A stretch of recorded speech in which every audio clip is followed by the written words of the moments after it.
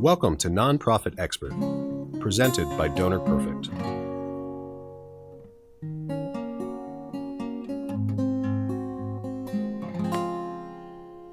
Welcome to Nonprofit Expert, presented by Donor Perfect. And we're continuing our series of conversations about case, culture, and courage.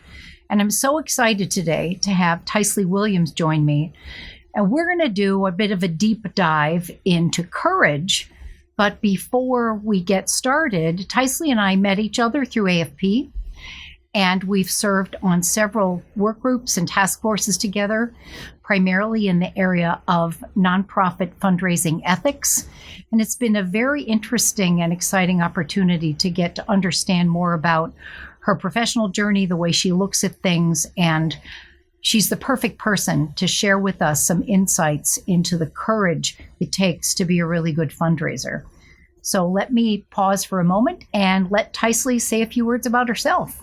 Well, before I say a few words about myself, let me say a few words about you and the element of gratitude that I have.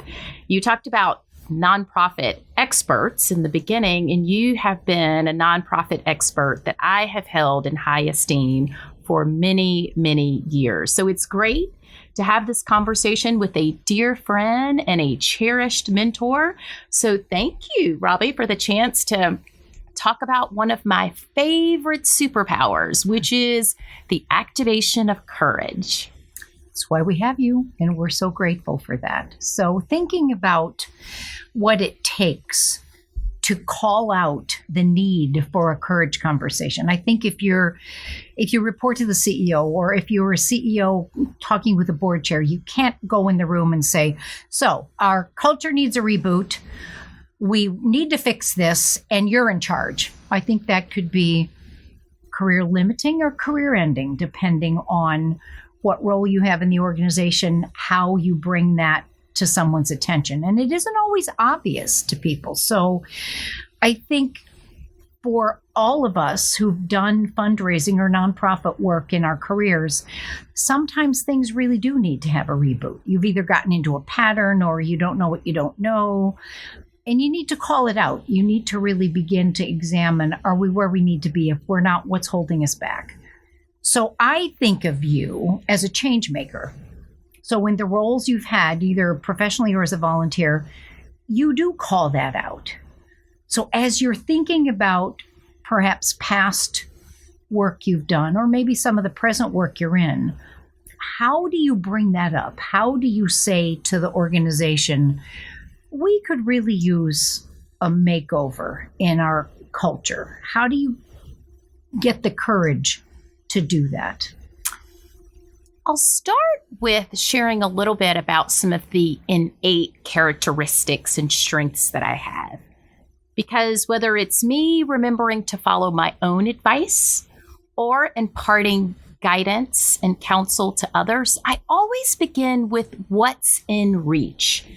And what's in reach before we step into employment opportunities or volunteer commitments, what's in reach are these innate, inherent strengths that exist within all of us. What's also within reach are a core element of personal values that have likely attracted us to the interview process to learn more about the opportunity. Those personal values are likely what elevated us up and above the competition. And I always begin any journey, any relationship, with introducing myself and my values. And the point that you raised about how I'm often seen actually aligns with how I define myself. And I consider one of my strengths to be that I am creative and I am resourceful. And because I'm creative, I have an ability to look at things as they should be rather than how they are.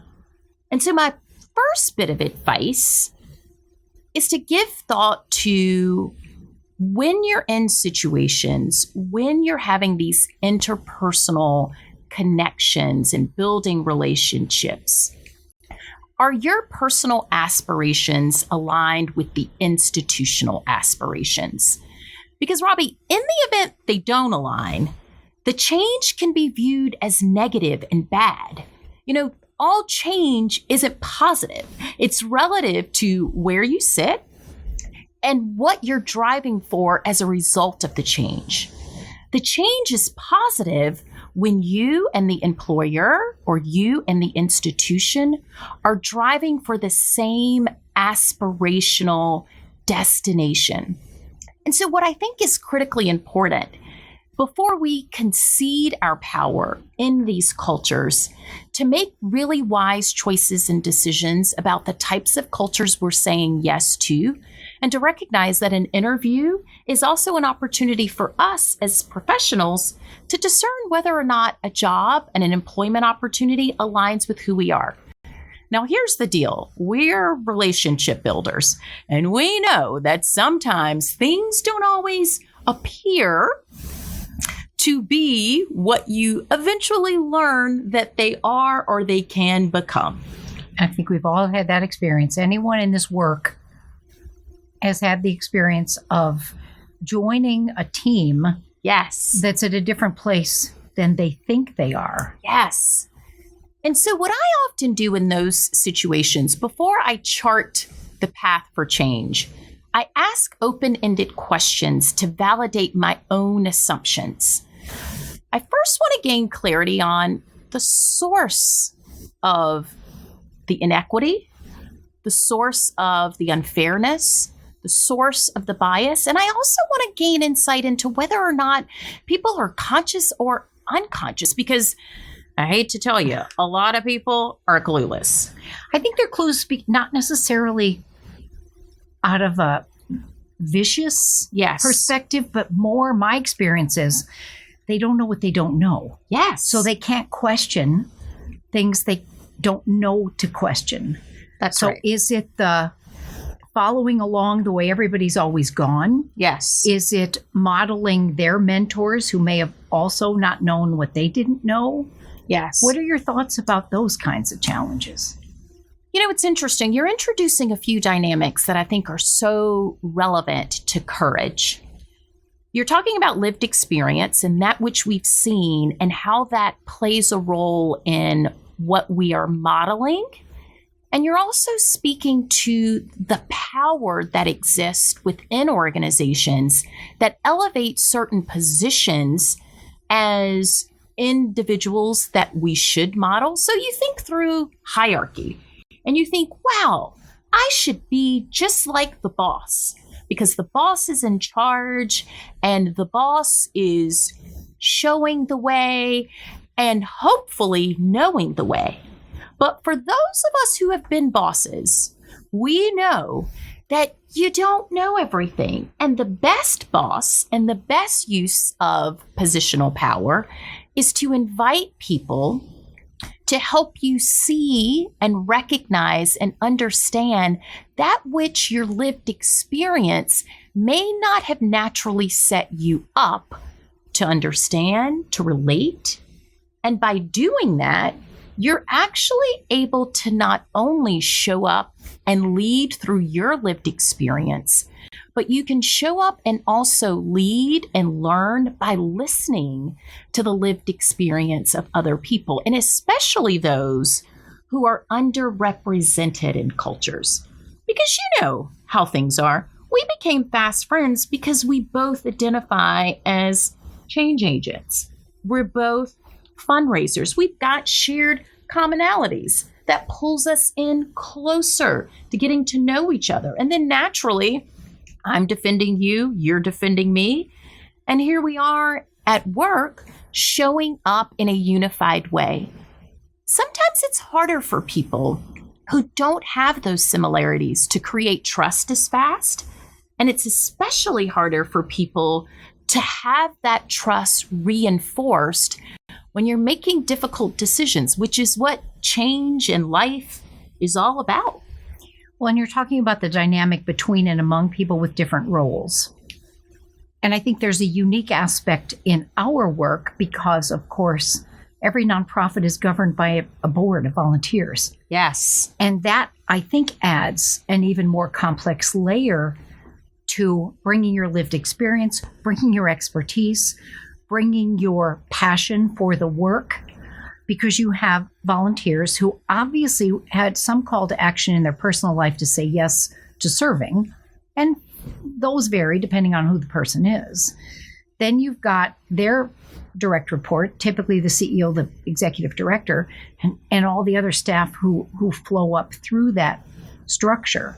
So when we look at who has the control, who has the power, who knows what they know, who knows what they don't know, who's got the courage to say, yes, I want to surround myself with experts. I don't want to, in my opinion, I never want to be the smartest person in the room. I just want to make the room smarter. Yes. And I think that is something that if everyone could adopt that kind of philosophy, the world would be a better place. But we're both smart enough to know that's not going to happen this afternoon. Yes. So looking at what I think you're describing is, how do you decide where you're going to offer your skills, abilities, and talents, first of all, as an individual professional? Trying to do your homework and your real due diligence about where can I make a contribution from a mission perspective, but also where will my contributions be valued? Yes. Not that I'm perfect in every way, but they're at least going to respect me as a professional, as part of the room, which I think is one of the other things you've already talked about, which is what they tell you is going to happen and what does can be different. Yes. And of course, you can always opt out, but that probably means looking for a new job, and that's no fun. That's right. But I think when you look at, pretend for a moment that everybody respects each other. Just pretend for a moment that everybody respects each other. Yes. And there's still things that need to really move forward differently in order for you not to raise the most money, but to have the best impact in your mission. Yes. Because money's just a tool for mission. It's never about the money. It's always about the mission. And we're part of that revenue generating that allows the mission to thrive. Yes. So if you're in a culture that is respectful of you, yes, if you love the mission and want to stay, but it still needs a tweak, how do you bring that up? You've introduced so much that I want to extend. I'm going to start with the aspirational aim of wanting to win. I would step in a situation like that to validate, am I in a culture and working amongst people, whether they are receiving compensation or whether they are volunteers, am I working with people who want to win? And then I would ask, what does it mean to succeed? Talk more about that. What does it mean to succeed? Because as fundraisers, you referenced the quantifiable impact that we often focus our attention on. And you basically said, look, it isn't about the money. It's about what happens as a result of the money coming. Exactly. And success is larger than our fundraising goal. Success can be defined in a multitude of ways. So I would begin in this culture saying to my peers and even to myself, how do we define success? And once I have a sense of definition around this construct, this aspirational destination, I then would say, how are we measuring this? And then it goes a little bit deeper for me, because at this age in my career, I not only say yes because of the mission, but I say yes because of the feeling I want to have while helping advance the mission. So I say, how do we celebrate success? And then my last open-ended question would be, how will you resource success? You see, my younger self, when I entered this field 26 years ago, I thought I was responsible for resourcing the success of the organization. It wasn't until I had a few birthdays, failed forward, that I began to realize the organization has an equal obligation to me to ensure that I have the tools, including the psychological reinforcement, the emotional, the social conditions that would enable me as a Black woman to be a success. And once I began to realize that success isn't solely contingent upon my abilities, it's the collective responsibility and abilities of everybody moving in the direction, a shared direction of success, to bring to the table what we all need to succeed. Now, you talked about volunteers, and I think that volunteers are often an overlooked key ingredient. Because how do you think of them as overlooked? I think that's fascinating. Talk more about that. I think volunteers are overlooked largely because we tend to dehumanize the board. It's the CEO's boss. They do the hiring and the firing of the chief executive officer. And we don't really give thought to how they get there, who influences them staying. And if we were to just redirect our thinking about where the power truly rests in organizations and shift from the often viewpoint of the chief executive officer and pay a little bit closer attention to the individuals that are hiring and the individuals that are determining the performance of the CEO, then I think we would have a different set of circumstances. Oh, I couldn't agree more. I think it's interesting. In my consulting life, I do a lot of strategic planning. Yes. And oftentimes boards are shocked that they're actually in charge. Yes. And while they know somewhere in their head they have to do a performance appraisal and they have to have a succession plan, the idea that they determine strategy is new news to many of them, which goes back to they don't know what they don't know. And of course, who's going to tell them? That's right. My experience is somebody goes to a community foundation workshop and finds out that's the hierarchy, and all of a sudden you have a different voice in the room. That's right. But it might be 1 out of 17 or 1 out of 10 or 1 out of 30 if the board is huge. But then you're looking at, how do we take this new knowledge? How do we bring that forward? And that brings me to your second master skill, which is being such a good connector. So if you're that one voice in the wilderness that all of a sudden realizes we have this amazing think tank of experts that in a typical board meeting, we cause them to listen. We don't allow them to think and generate ideas and talk about the generative future of their organization.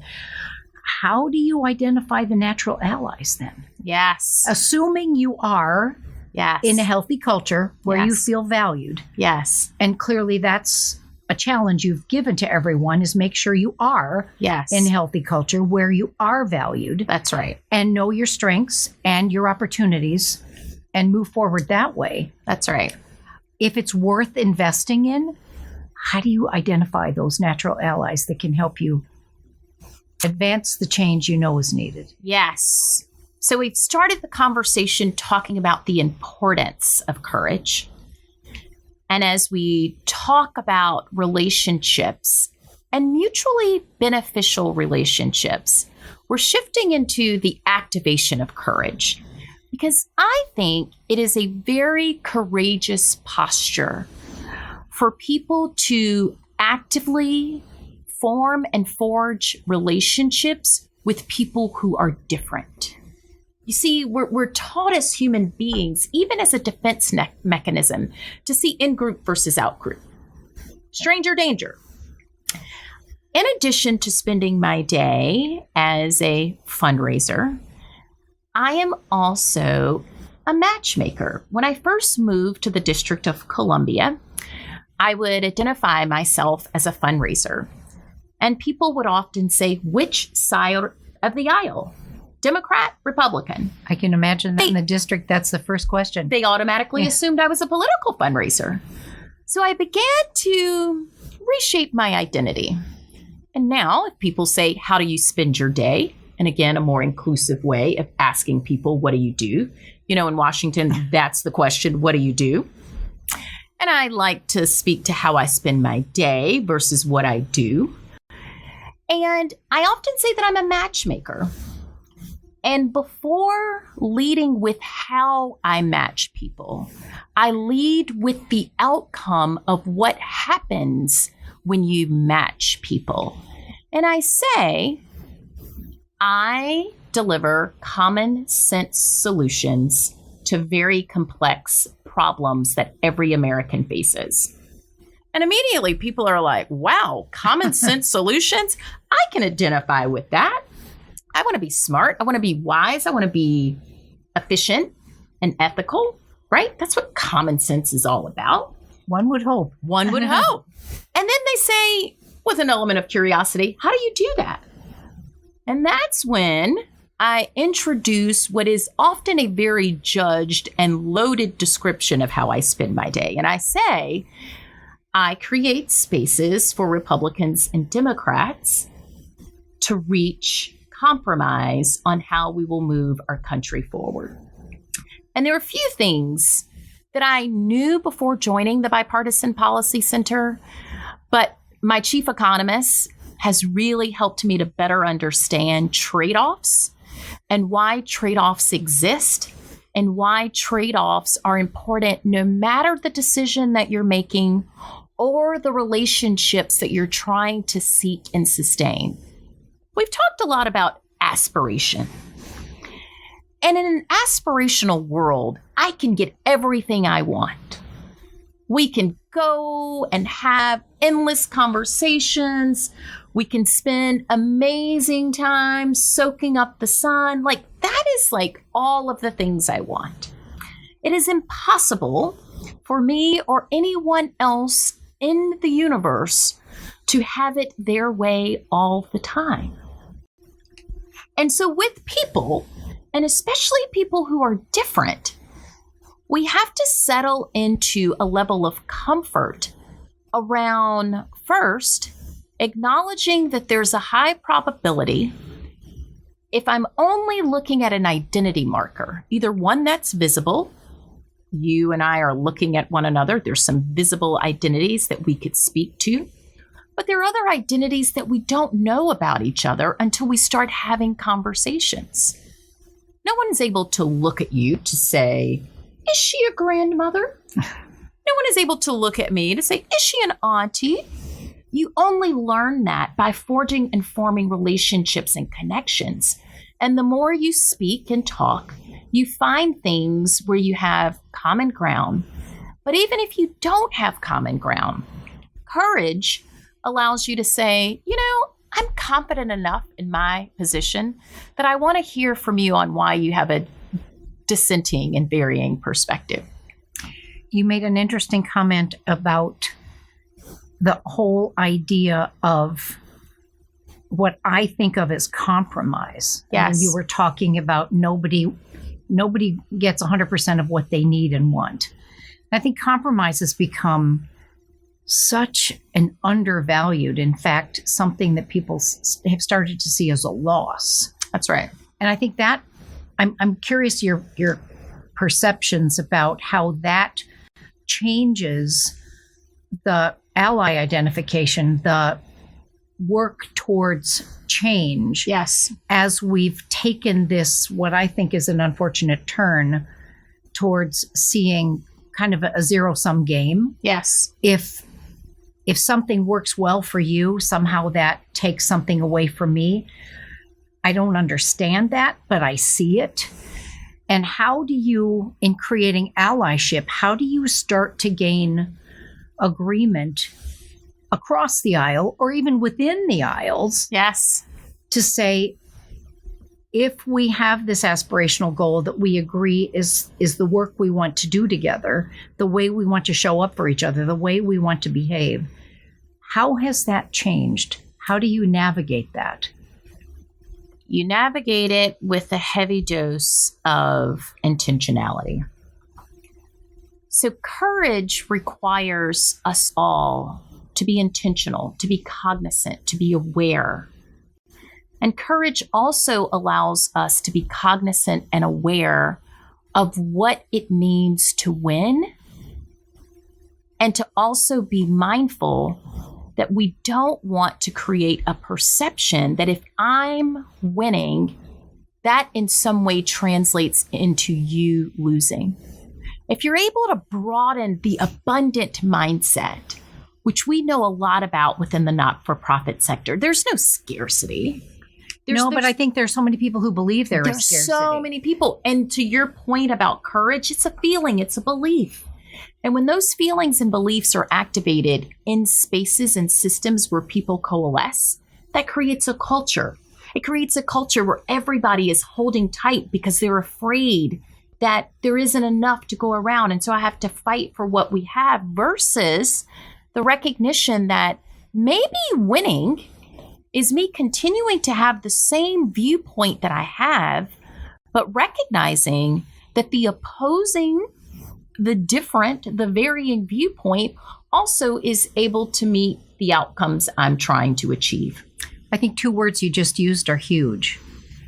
Opposing and varying. Yes. They can have the same outcome, but they have such different meanings. That's correct. And I think if you're one of those people who is a successful change agent, interpreting it as varying, I'm assuming is probably a better path than convincing someone that they need to change. That's correct. And it goes back to what we were speaking of earlier, subtracting out the judgment, good versus bad.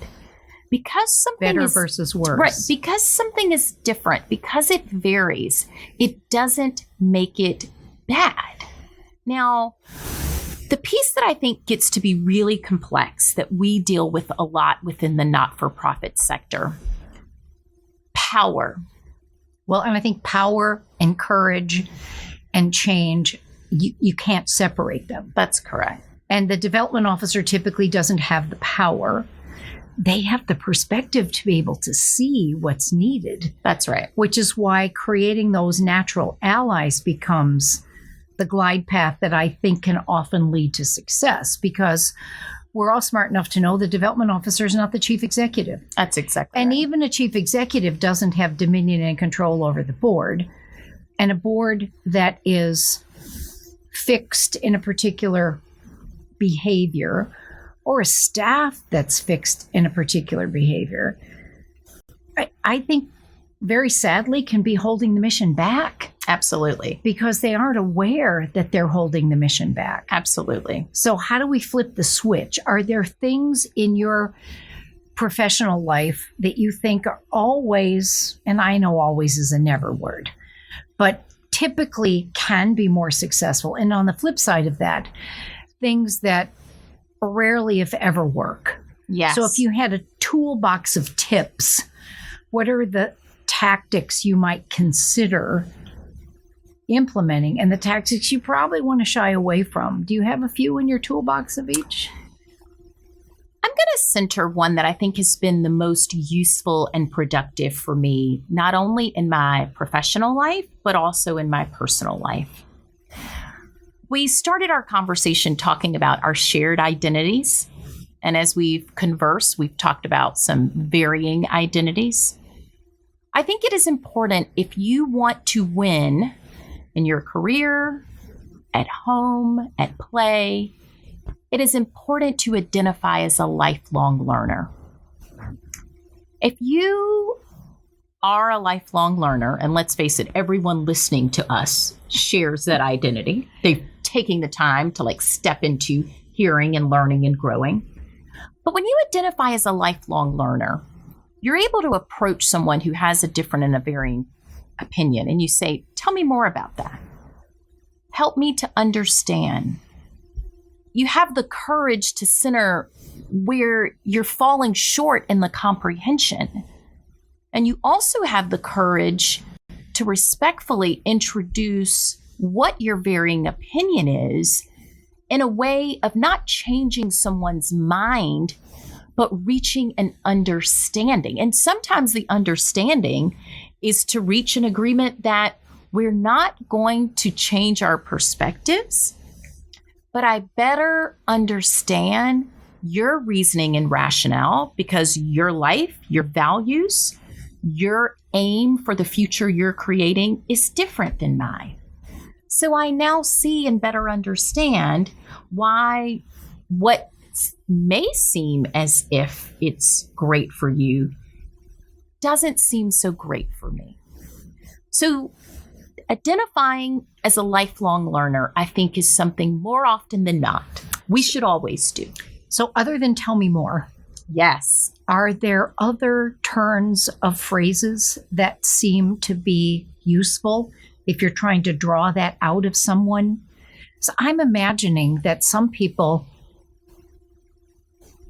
have never had the opportunity to share. Yes. So if you said to one of those people, tell me more, and they're afraid of telling you the truth, Yes.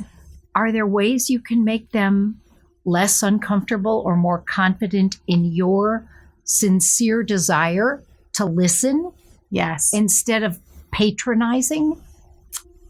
You're introducing two important dynamics within interpersonal connections. And at this age, I focus on the controllables. And for me, So that goes back to your beginning. I Figure out where your focus superpowers are. figure out where your superpowers are. And I focus on me. And so I often say to someone, I try to model an if-then lens that hopefully they will replicate and reinforce. So an example is, I would say, Robbe, I want you to better understand why I reacted the way I did in that meeting. There's certain beliefs that influence my behavior. And because I already know what those personal values are for me, I can say, I really value fairness. And in that meeting, there was a young woman who just joined the team who was introducing an opinion. And before she could complete her sentence, you had stepped in and said we were moving in a different direction. I want you to understand that because I value fairness, I addressed the issue in the meeting because the offense occurred in the meeting. And it made me feel as if we were being unfair to her and unfair to the entire attendees in the meeting because we didn't have the privilege to hear from her to weigh in on whether or not her idea was worth considering or in some way incorporating into our solution. So I know you probably feel, as a result of the way that I acted, that maybe I disrespected you or discounted you or made you feel uncomfortable. But it's important for me to explain and to give you insight on why I behaved the way I did. Now, I do that for two reasons. One, I do it because I assume positive intent with people. I assume that most people don't have awareness for the things that they do. But when I bring something to someone's attention and I say, it really bothers me when you overtly disrespect people by cutting them off, I have a hope that that behavior is not going to repeat. And because I am courageous enough to have a candid conversation with you, I am going to continue to be courageous enough to react in a way that I think is appropriate and react in a way that best gives an appropriate centering of my personal values. And that, at the end of the day, I don't really spend a lot of effort and energy on the other person. And I also want to go home and I want to be a happy auntie, not internalizing things that go on in an office. And to the point that you made, and our dear friend Penelope Burke, she would often talk about what's going on with resignations. Here in the States, when you look at employee tenure, labor just rolled out new statistics. So for men, last year, they retained their employment about 4 years, 3 months. For women, you're looking at 3 years, 8 months. That says to me, you are likely changing careers, and with every career, with every employment decision, with every new job, you're stepping into a new culture. And you're having to activate courage, and you're having to deal with the complexities of people with varying opinions and different ideas. And you can keep yourself sane and better advance the mission and enable yourself to bring in the money if you recognize that winning doesn't have to come at the expense of someone else losing. I think your comments about being able to have a candid conversation with someone whose behavior didn't move the work forward, didn't support the healthy culture, also requires a reasonably healthy culture. Yes. Because you can't say that in an environment where people are constantly playing gotcha and are duck and cover in every meeting. Yes. So healthy culture goes beyond just mission. It also goes to good working relationships between and among colleagues. Yes. And I think that is a wonderful way to center and to put a perfect exclamation point on this exceptional conversation we've been having. You have to have enough courage to realize that even though you may feel powerless, there's no one more powerful. There's no one who has control over you. You are the CEO of yourself. You are your own boss. Now, here's where it gets to be complicated and really difficult. We say yes to these opportunities because earning potential is attached. This is a high stakes decision. Very.